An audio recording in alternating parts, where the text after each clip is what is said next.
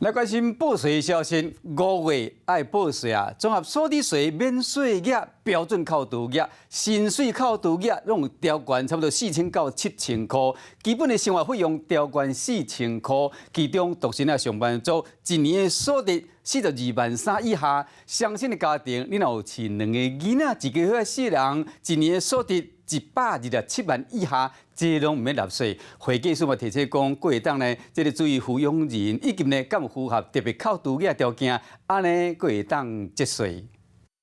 后个月特别报税，税额拢调整过，真侪民众无拢已经准备好势，准备来甲这阿里亚在数字作战。因为我们都用标准扣除额比较多了，所以它只要是免税的东西，额度提高的话，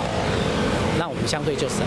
今年和去年差真济，综合所得税扣除项目一般免税额为8万8，调悬到9万2，调整金额4000，满70岁免税额6000，票扣额4000，另外还有薪资特扣额和薪奖特扣额，拢调悬7000，基本生活费嘛调悬4000。善用你的标准扣除或者是列级扣除额，看哪一个对你比较有利哈。如果列级扣除额超过标准扣除额的话。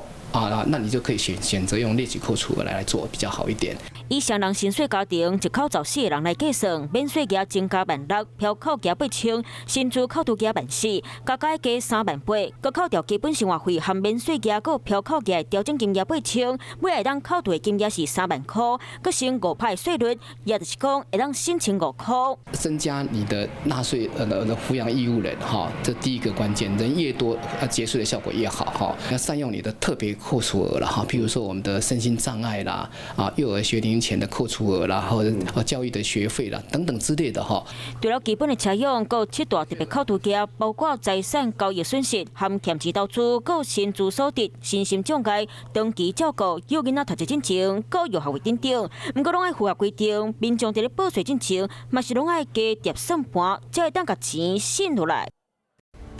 我是陈雅玲，想要跟我一起从零掌握天下事吗？赶紧按下华视新闻 YouTube 频道的订阅按钮，开启小铃铛，跟我一起探讨公共议题，给您最专业的华视新闻。